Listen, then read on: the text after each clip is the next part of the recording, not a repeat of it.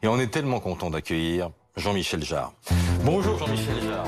Voilà, Jean-Michel Jarre qui nous rejoint sur le plateau de première édition parce que Jean-Michel Jarre sera le grand ordonnateur de ce spectacle virtuel dans Notre-Dame reconstituée Lorraine. On va commencer par regarder l'extrait de ce qu'on appelle le trailer, la bande-annonce, ce qui donne envie. Allons-y.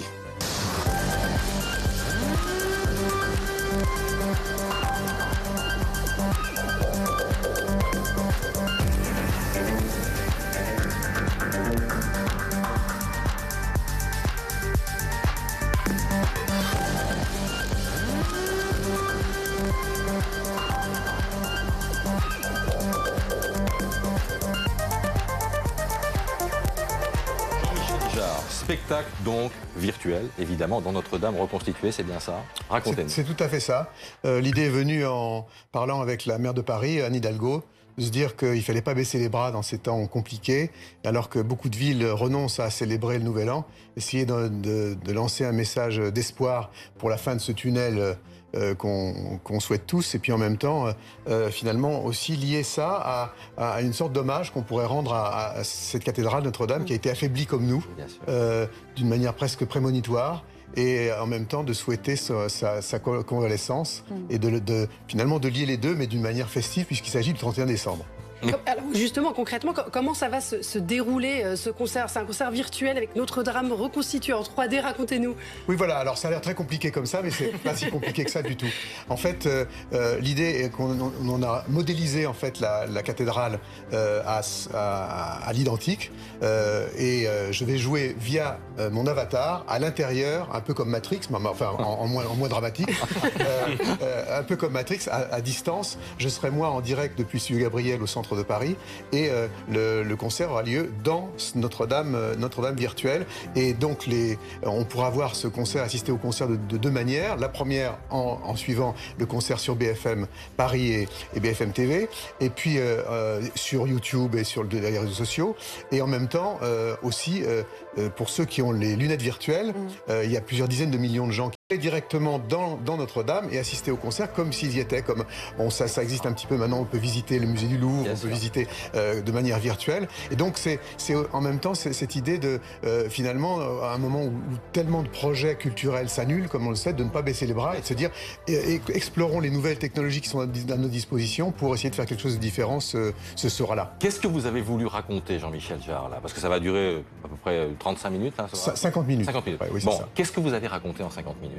L'idée d'un concert, c'est pas nécessairement de raconter une histoire, c'est plutôt finalement de célébrer de manière innovante un moment clé et charnière pour nous tous, et de le faire en mettant en avant aussi le sens de l'innovation que nous avons en France. C'est l'idée d'ailleurs d'Anne Hidalgo que je trouve très courageuse, c'est-à-dire que la maire d'une grande ville et finalement l'audace et le fait de relever le flambeau et de se dire qu'on va essayer justement de fêter, alors que beaucoup de villes ne le font pas, d'essayer de fêter le Nouvel An d'une manière différente. Mais c'est vrai qu'elle aura son avatar elle-même? Alors, il en est question, on ne sait pas encore, mais enfin, effectivement, vous savez, si demain vous assistez à ce concert avec les lunettes virtuelles, automatiquement, vous avez un avatar à l'intérieur. Donc, du coup, comme elle va à ces concerts. Vous avez aussi modelé l'acoustique de Notre-Dame, reconstitué l'acoustique de Notre-Dame. Oui, ce qui est intéressant, alors on pourrait se dire pourquoi célébrer quelque chose de très innovant dans Notre-Dame, qui est lié au passé, qui a été construite en 1342. On oublie qu'en 1342, les compagnons étaient des visionnaires et des gens absolument d'avant-garde. Ils ont construit un monument extraordinaire qu'on aurait du mal encore à refaire aujourd'hui. Et en même temps, c'est un symbole du patrimoine mondial. En même temps, c'est pour ça que c'est parrainé aussi par l'UNESCO, puisque c'est très fort de l'imaginaire collectif, à travers Victor Hugo, bien sûr, mais c'est aussi un monument qui nous relie les uns aux autres. Alors c'est marrant parce que vous avez fait Houston, vous avez fait les pyramides, vous avez fait la Concorde. Finalement, Notre-Dame, c'est le dernier monument qui vous manquait, non? Je n'irai pas jusque-là, il y a encore beaucoup, je ne suis pas. Mais effectivement, vous avez raison de dire que c'est très proche d'un concert réel. Je sors de répétition, j'y étais encore jusqu'à 5 h du matin il y a quelques minutes, je dirais. Et donc c'est pour ça que je suis un peu moins frais qu'à l'habitude. Mais en fait, oui, ce concert à Notre-Dame, c'est aussi une manière de rendre hommage de manière contemporaine à un bâtiment qu'il était au moment où il a été construit. Et je pense que c'est une chose importante à rappeler aujourd'hui. Ce qui est génial, c'est qu'on va réécouter, grâce à ce concert, vos plus grandes compositions, et notamment Oxygène. J'ai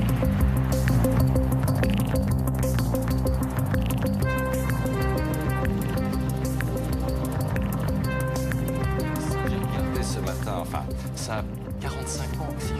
Et j'ai fait écouter ça à ma fille, elle m'a dit c'est une musique futuriste. J'ai trouvé que c'était le plus bel hommage qu'on pouvait vous rendre. Voilà. Écoutez, tout à fait. D'ailleurs, il y aura un remix assez particulier d'Oxygène à cette occasion. Et puis, l'idée sur tout ce projet, c'est à un moment donné, à un moment où tant de projets culturels sont annulés, c'est en fait d'inviter le monde entier, puisque ce sera retransmis en dehors de BFM sur tous les réseaux sociaux, d'inviter le monde entier à venir célébrer le Nouvel An au cœur de Paris et de faire venir aussi les gens à Paris et en France. Oxygène et Equinox.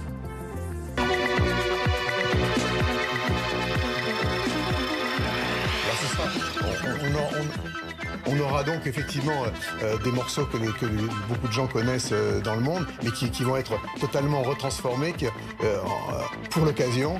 Où vous parliez de l'acoustique de Notre-Dame, effectivement, on a beaucoup travaillé sur le fait de respecter, même d'une manière virtuelle, de remodéliser avec des logiciels de l'IRCAM l'acoustique de Notre-Dame. Vous savez, ça donne des frissons.